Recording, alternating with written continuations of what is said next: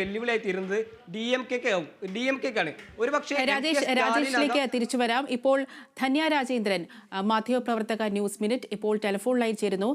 ധന്യ, ശരത് കുമാർ, വിജയകാന്ത്, കമൽഹാസൻ, തമിഴകത്തെ പ്രമുഖ നടന്മാരെല്ലാം തന്നെ രാഷ്ട്രീയ പാർട്ടിയുമായി മുന്നോട്ട് വന്നിട്ടുണ്ടായിരുന്നു. എന്നാൽ അവരുടെ രാഷ്ട്രീയ പാർട്ടികൾക്കൊന്നും തന്നെ തമിഴ് ജനതയിൽ കാര്യമായ സ്വാധീനമുണ്ടാക്കാൻ സാധിച്ചില്ല.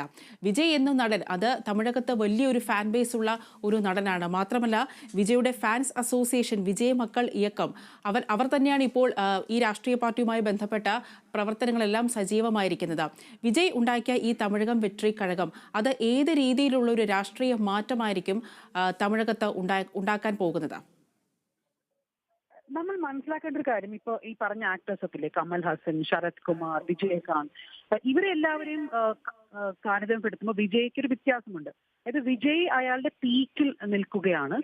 മറ്റുള്ള എല്ലാവരും ഒരുവിധം അവരുടെ ഒരു കരിയറിന്റെ അവസാനം, വിജയകാന്ത് ഒഴികെ എനിക്കൊന്ന് കമൽഹാസനൊക്കെ ഒരു കരിയർ കുറച്ച് പ്രായമായ ശേഷമാണ് പൊളിറ്റിക്സിൽ വരുന്നത് അല്ലേ. പക്ഷെ വിജയ് അങ്ങനെയല്ല. വിജയ് അദ്ദേഹത്തിന്റെ പീക്കിൽ നിൽക്കുകയാണ്. ആ പീക്കിൽ തന്നെ ഈ സിനിമ വിടുകയാണെന്ന് അനൗൺസ് ചെയ്ത് വിജയ് വരികയാണ്. അതുകൊണ്ട് തന്നെ വിജയുടെ ഈ പ്രായം കൊണ്ടായിരിക്കാം വിജയ്ക്ക് ഒരു ക്രോസ് സെക്ഷൻ ഓഫ് ഫാൻസ് ആണ്. അതായത് ചില നടന്മാർക്ക് ചിലപ്പോൾ പ്രായമായിട്ടുള്ള ആൾക്കാരായിരിക്കും ഫാൻസ് ആയിട്ടുണ്ടാവുക, ചിലർക്ക് സ്ത്രീകളായിരിക്കാം, ചിലർക്ക് ചെറുപ്പക്കാരായിരിക്കാം. വിജയ്ക്ക് ഒരു ക്രോസ് സെക്ഷൻ ഓഫ് ഫാൻസ് ഉണ്ട് തമിഴ്നാട്ടിൽ. അത് ചെറുപ്പക്കാരുണ്ട്, സ്ത്രീകളുണ്ട്, വയസ്സായ ആൾക്കാരുണ്ട്. അപ്പൊ ഇതിനെയാണ് ഇവർ ക്യാപിറ്റലൈസ് ചെയ്യാൻ നോക്കുന്നത്.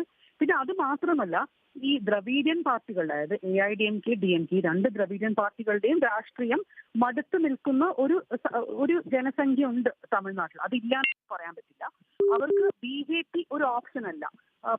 പല സംസ്ഥാനങ്ങളിൽ നമ്മൾ കാണുന്നത്, ഇപ്പൊ ഈവൻ കർണാടകത്തിലായാലും അല്ലെങ്കിൽ തെലങ്കാനയിൽ പോലും ഈ ഇലക്ഷൻ കണ്ടതുപോലെ അവിടെ ഒരു ലോക്കൽ പാർട്ടി അല്ലെങ്കിൽ കോൺഗ്രസ് അല്ലെങ്കിൽ മറ്റൊരു ഓപ്ഷനായി അവർ BJP കാണുന്നു. തമിഴ്നാടിന്റെ ഒരു പൊളിറ്റിക്സ് അനുസരിച്ച് BJP ഇപ്പോഴും ഒരു വലിയ ശക്തിയായി അവിടെ വന്നിട്ടില്ല. അതുകൊണ്ട് ഈ ദ്രവീഡിയൻ പാർട്ടികളുടെ രാഷ്ട്രീയം മടുത്ത ഒരു കൂട്ടം ആൾക്കാർ വിജയെ സെലക്ട് ചെയ്യും എന്നാണ് വിജയുടെ പാർട്ടി ഇപ്പൊ തൽക്കാലം വിചാരിക്കുന്നത്. അപ്പോൾ എനിക്ക് ഒരു പ്രശ്നമായി തോന്നി, ഇവർക്കൊരു വലിയ സ്ട്രക്ചർ ഒന്നുമില്ല ഇപ്പൊ. അതായത് ഈ വിജയുടെ പാർട്ടിയിൽ വലിയ പേരുകളാരും ചേർന്നിട്ടില്ല. ഈവൻ ex-MLA-മാരോ അല്ലെങ്കിൽ ex-MP അങ്ങനെ നമുക്ക് അറിയാവുന്ന ആരും കാര്യമായിട്ടൊന്നും ചേർന്നിട്ടില്ല. അത് മാത്രമല്ല, ഈ വിജയുടെ ഫാൻ ക്ലബ്ബ് തന്നെ പല രീതികളിലും വിമർശിക്കപ്പെട്ടൊരു ഫാൻ ക്ലബ്ബ് ആണ്. അതിലെ ആൾക്കാരാണ് മിക്കവാറും സ്പോക്സ് പേഴ്സൺസ് ഒക്കെ ആയി ജോയിൻ ചെയ്തിരിക്കുന്നത്.